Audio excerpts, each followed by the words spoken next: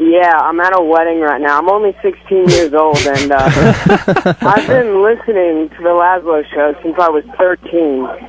Sweet. And Wow. Wayne, the first time I ever heard the word abortion was from Wayne. Excellent. Good. And did you go? Should have been one. Did you? Yeah. Did you go ask? Did you go ask your daddy what does abortion mean? Well, no, because I go to a Christian private school. Oh. So you're having trouble in Christian school because you are bringing in Hustler and copies of adult-rated games. I see. Yeah, dude. But How old are you? 16. I'm 16 now. You got 2 more years and you're out, buddy. It's like a prison sentence. You're out. You get to make a choice when you're 18. You get the fuck out. Move to New York like Lazlow did. How many girls have gotten pregnant at that religious school? About 12. and how you fathered 11 of them? How many girls are in that school? Dude, I'm telling you, the community that I came from, same thing, ultra religious, and people were getting like, don't tell them about condoms, don't tell them about sex, and strangely, 12-year-olds instincts kicked in, and people are gonna bang. Yeah. That's the thing. They've done those studies where they find those people who sign those virginity pledges, that they get more STDs and they get pregnant more often than the rest of the population. It's nice.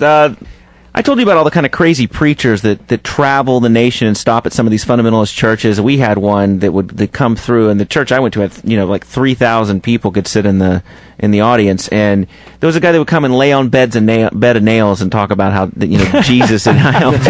But it is a magic You act. had the most amazing childhood. That sounds awesome, dude. Right, But exactly. I literally, and he was laying on the bed of nails, and he would just be shouting to Jesus. It's like they brought you're saying that I'm at my Christian church gambling. They did the same thing to you. They brought in fucking little trick acts to keep you coming. That's crazy, dude. But the preacher comes by, he finds a quarter behind your ear. Look at that, that's Jesus. No, dude, it ain't. Oh, listen to this one. There's this guy that travels. His name is Grandpa John, and he mixes science with Christianity, which is good. And he displays God's love through a pickle. I want to show you a really neat demonstration, a really neat experiment, which demonstrates how Christianity can make a difference in people. And I'm going to use a bottle of pickles. To make this demonstration to you. Now, in this bottle of pickles, I got a great big old pickle here. Oh, he's really ugly. Isn't he? Was he actually talking about pickles? Yes. Or, Did he have his pickle in his Yes. hand or something? Yes, he has a pickle in his hand. Isn't he? He's kind of an ugly pickle. But that pickle looks about like all the other pickles in here. They don't look much different. I think he stuck his junk in the pickle jar. I think that's what's happening here. Different. All these pickles are about the same. Some of them a little bigger than others. I imagine they probably taste about the same, don't you? I remember when I was in prison, pickles taste a lot different. Some were small, some were big. I imagine they probably taste about the same, don't you? But I'm going to do something special to this pickle. Ooh. And that pickle's like people who are Christians. Where is this going? I don't know. Evidently the man was looking through his fridge. He's like, shit, I'm on in 10 minutes. It's like people who are Christians. What happens is that this pickle is going to be tapped into higher power. Wow. Yeah, evidently he's going to bless the pickle, I think is what's going to be happening here somehow. A higher power. It's going to be tapped into something that will put energy into it to enable it to do things that it couldn't do of itself.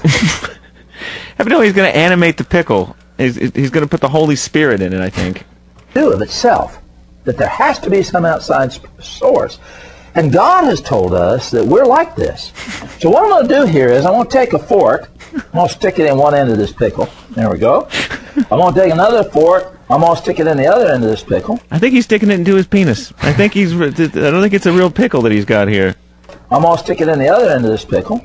There we go. So I've got 2 forks in the end of the pickles. And I'm going to put it over here in this little sling that I've made so that you can see. Also known as a banana hammock.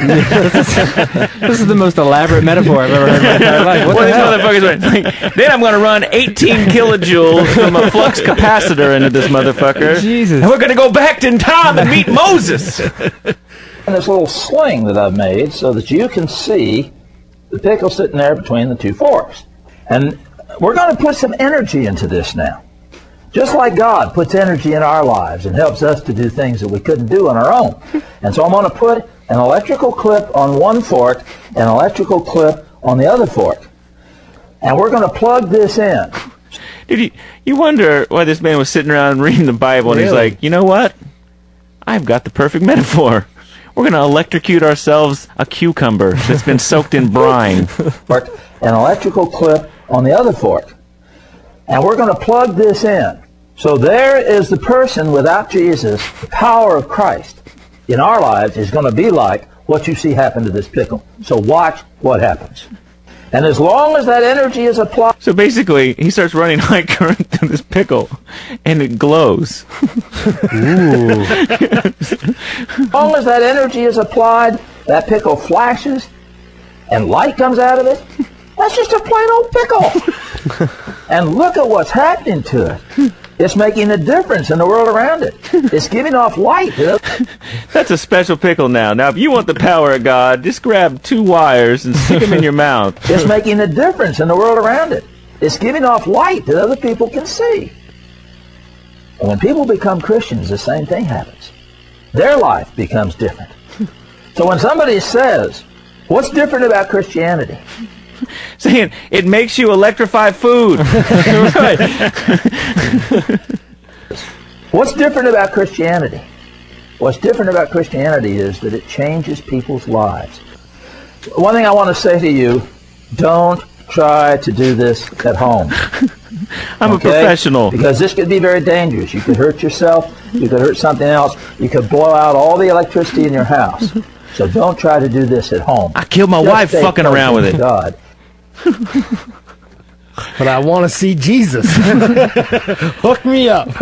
That's insane. I know. I think that might be better than that Christian rap that we had that one time. Well, that's the where thing. it's like, They try to convert you, but they never just use straight out just yeah. Christianity. It's always they got to hide it in something else, like right. pickles. But that's just Rap. got a point. You know, the guy has to have a sermon every Sunday morning. It's got to be Right. a little something different to keep the people coming. Right. You know? But it's like he won't come and had fucking pickles and said, I'm going to say a sermon about fucking electrocuting a fucking pickle.